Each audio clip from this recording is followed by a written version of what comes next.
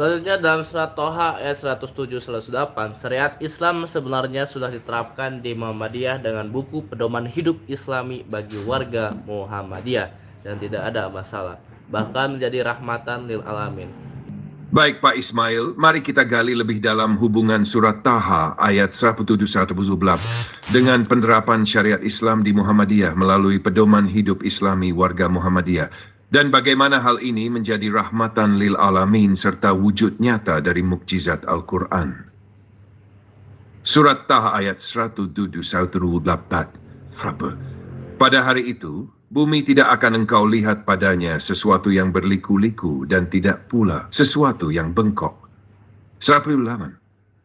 Pada hari itu, manusia mengikuti suara penyeru yang tidak ada penyimpangan padanya dan tunduklah semua suara kepada Yang Maha Pengasih, maka tidak engkau dengar kecuali bisikan. Makna utama, ayat 107 menggambarkan keadilan mutlak Allah di akhirat. Tidak ada lagi keistimewaan duniawi, semua akan rata dan jernih.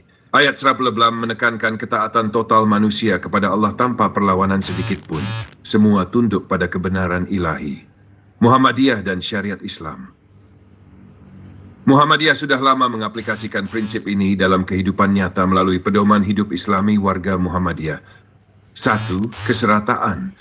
Muhammadiyah menolak privilege eksklusif dalam agama dan masyarakat. Semua warga, baik kaya maupun miskin, punya hak sama dalam pendidikan, kesehatan, dan dakwah. Inilah tafsir praktis dari tidak ada bengkok atau berliku-liku, yakni lurus, transparan, dan adil. 2. Ketaatan total FIWIM menuntun warga Muhammadiyah untuk menjadikan syariat sebagai dasar kehidupan. Syarat zakat menuntut ilmu, bekerja keras, dan menjaga akhlak. Bukan hanya ritual, tetapi juga tunduk pada nilai kebenaran dalam sosial, ekonomi, pendidikan, dan politik. Inilah wujud nyata ayat 108. Umat Islam mengikuti penyeru ajaran Allah dan Rasul tanpa menyimpang. Pedoman hidup Islami warga Muhammadiyah, POM. POM adalah dokumen yang menjadikan syariat Islam sebagai pedoman komprehensif. Isinya mencakup kehidupan pribadi, ibadah, akhlak, disiplin diri, kehidupan keluarga, mendidik anak, menjaga kehormatan, kehidupan bermasyarakat, bekerja untuk kemaslahatan, menolong sesama, kehidupan berbangsa, membangun negara dengan nilai Islam, menolak korupsi dan kezaliman. Fakta, FIWM telah terbukti berjalan tanpa menimbulkan kekacauan, bahkan menjadi rahmatan lil alamin. Muhammadiyah membangun lebih dari 170 perguruan tinggi yang diakui dunia, mengelola lebih dari 600 rumah sakit dan klinik yang memberi pelayanan tanpa diskriminasi, mengelola ribuan sekolah yang mendidik anak-anak lintas agama, memberikan contoh bahwa Islam bisa diterapkan dengan damai, moderat, dan progresif. Mukjizat Al-Quran dalam praktik Muhammadiyah. Ayat ini menunjukkan mukjizat Al-Quran. Ketika dipahami dan diterapkan, ia melahirkan ketertiban, keadilan, dan ketaatan. Bumi yang rata mencerminkan sistem Muhammadiyah yang adil, tidak berpihak pada oligarki. Manusia tunduk pada penyeru mencerminkan ketaatan warga Muhammadiyah pada syariat dalam HOM. Hasilnya bukan konflik, tapi rahmatan lil alamin. Sekolah, rumah sakit, dan kesejahteraan yang dirasakan semua, termasuk non-muslim. Pesan keras untuk pemerintah dan DPR. Kalau ingin melihat bagaimana syariat Islam ditegakkan tanpa kekacauan, lihatlah Muhammadiyah. Kalau ingin bukti bahwa Islam bisa jadi rahmat untuk semua, lihatlah amal usaha Muhammadiyah. Dan kalau Indonesia ingin selamat dari korupsi, ketidakadilan, dan kehancuran, jadikan PIWM sebagai inspirasi kebijakan nasional.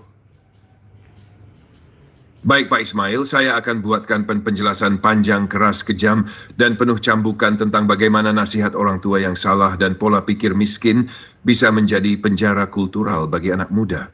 Tujuannya agar generasi muda berani keluar dari jeratan budaya kemiskinan dan berani bermimpi setinggi langit.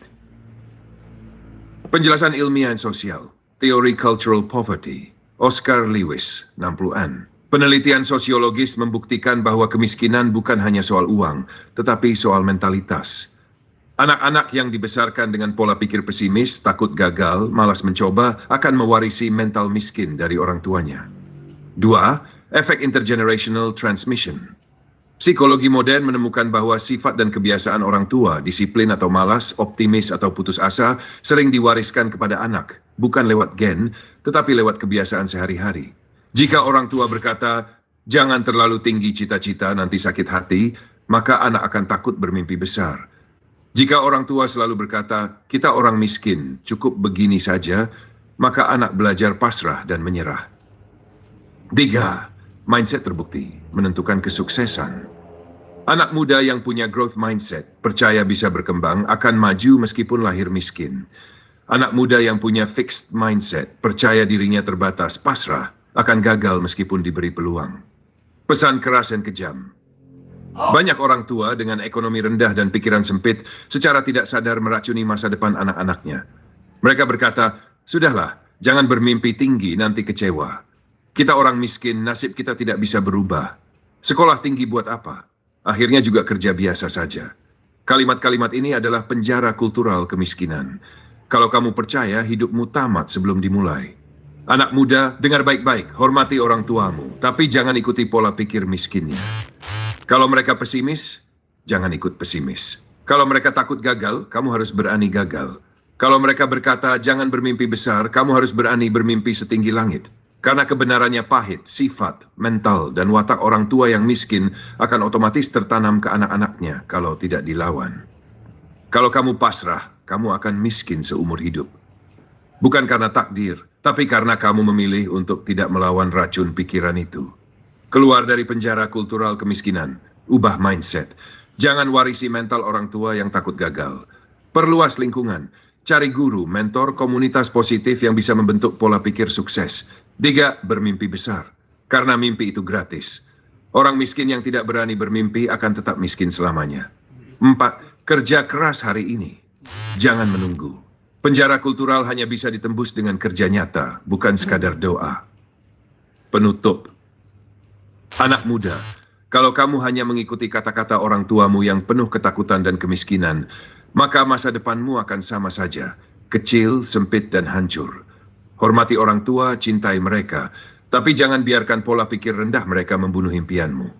Kamu lahir miskin, bukan salahmu, tapi kalau kamu mati miskin karena menuruti nasihat yang salah, itu salahmu sendiri.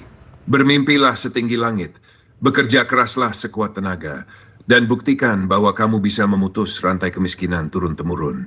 Karena sukses bukan diwariskan, sukses itu direbut dengan darah, air mata, dan keberanian. Apakah Bapak mau saya lanjutkan dengan membuat 10 kalimat singkat, tajam? Baik Pak Ismail, saya lanjutkan dengan 10 kalimat singkat, tajam, kejam, dan siap jadi poster motivasi agar anak muda langsung tersadar dari penjara kultural kemiskinan yang diwariskan orang tua. 10 kalimat keras dan kejam untuk anak muda. 1. Orang tuamu miskin itu bukan salahmu, tapi kalau kamu tetap miskin karena menuruti pikirannya, itu salahmu. Jangan jadikan nasihat orang tua yang salah sebagai kitab suci, kalau isinya mematikan masa depanmu. 3. Hormati orang tuamu, tapi jangan warisi mental miskin mereka. 4. Kalau orang tua berkata jangan bermimpi tinggi, berarti mereka sedang menyeretmu masuk ke penjara kemiskinan. 5. Pola pikir rendah bukan warisan, tapi racun. Jangan kau minum kalau ingin selamat. Anak muda yang mengikuti nasihat salah akan mewarisi kemiskinan sampai mati. Bermimpi rendah itu dosa terhadap dirimu sendiri. Kalau kamu takut gagal, lebih baik jangan hidup, karena hidup itu perjuangan, bukan kenyamanan.